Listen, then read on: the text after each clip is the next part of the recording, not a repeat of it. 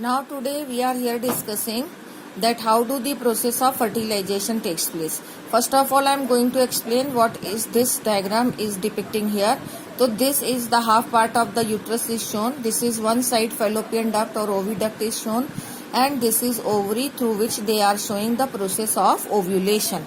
And once the ova is released from the ovary, then it is to, if the fertilization has to occur, then what will happen, the sperm will enter through the, here I can show you, the sperm will enter through the vagina, and then it will enter into the uterus, and then they will pass through this oviduct, and the sperm will enter into the, this is ampulla and this is stomach, and this point is called as ampullary isthmus junction.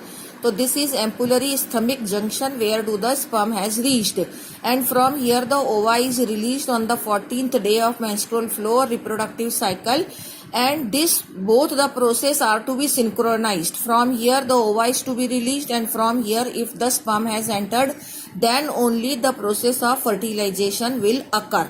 So this is, here you can see the ova has released and sperm has entered. So at this point the sperms are entering into the ova and process of fertilization is going on, as it is shown here outside the this complete reproductive tract also they have shown. This is ova and this is the nucleus of the ova, and these are the male gamete which is sperm and which is entering into the ova and causing the process of fertilization they have shown here.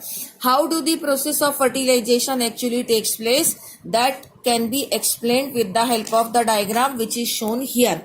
This is the, you can say, the ovum, and this is the cytoplasm of the ovum which is covered by plasma membrane, and then the another membrane which is called as zona pellucida.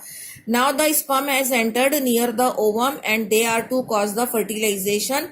So first of all there will some changes takes place in the zona pellucida, and that will not allow the entry of any other sperm. Once the one sperm has touched the zona pellucida, then it will get transformed and it will stop the entry of further entry of any other sperm.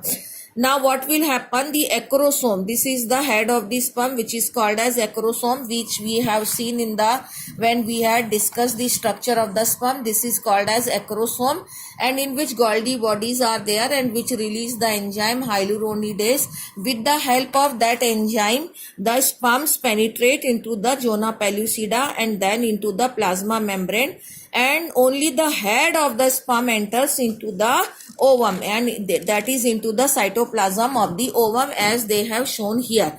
And now this is the nucleus of the ovum, and the nucleus of the sperm also has entered into the cytoplasm of the ovum. And then what will happen, as we had discussed when we were discussing the process of oogenesis, we are to relate all other topics, that this was there in the secondary oocyte condition, and once the sperm has entered into the ovum, or you can say the secondary oocyte, then it will complete its secondary meiotic division, and now it will be called as ovum, and second polar body will be formed. It has no use. Now this ovum nucleus will get fertilized with the ovum with the nucleus of the sperm.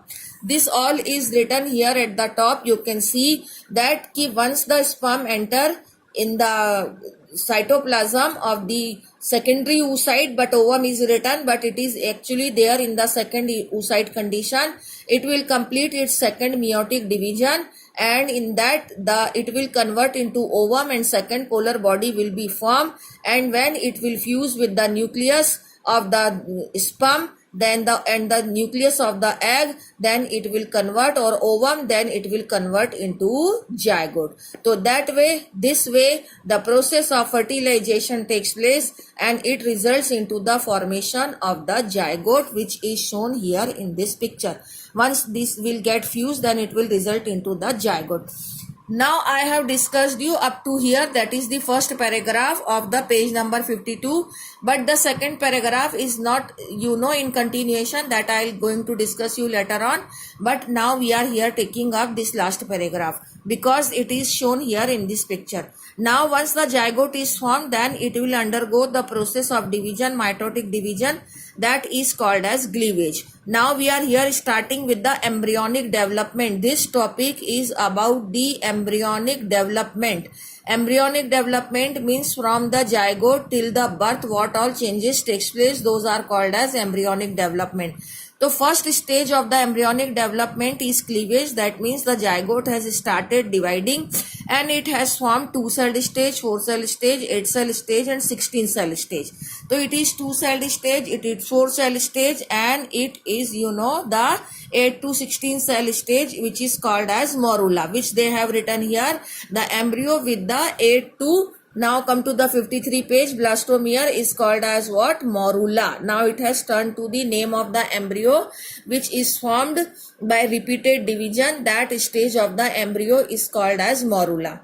Now the morula will further divide and redivide. It will transform into the next stage of the embryo, and next stage of the embryo is called as blastula, and the cells of the blastula are called as blastomere, which I am going to, and the part of the blastula are trophoblast and inner cell mass, which I am going to show you in the picture now.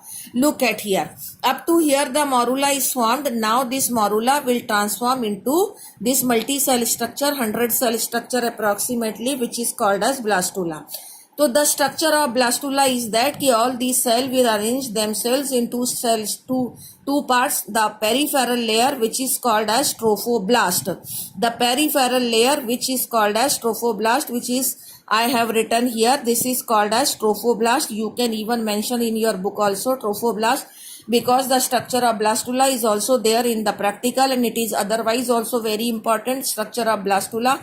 So this outer cell layer is called as trophoblast, and rest of these cells will arrange themselves in group, and that is called as what? Inner cell mass. This is called as inner cell mass. Now what will happen? This this all process is going on in this oviduct or fallopian tube. Now the blastula is formed and it is about 100 cell structure. This blastula is now implanted into the wall of the uterus, and this process is called as implantation. How do the process of implantation takes place? Actually this trophoblast will form the embryonic layer, and this embryonic layer will form chorionic villi, and these chorionic villi will be surrounded by the uterine tissue, and so that both of them will get interdigitated. Interdigitated का मतलब होता है इस तरीके से they will be trapped within each other, and so that the structure of placenta will be formed. And once the placenta is formed, then embryo will be embedded into the wall of the uterus, and this process is called as what? Implantation. And after this we will be discussing tomorrow. Thank you.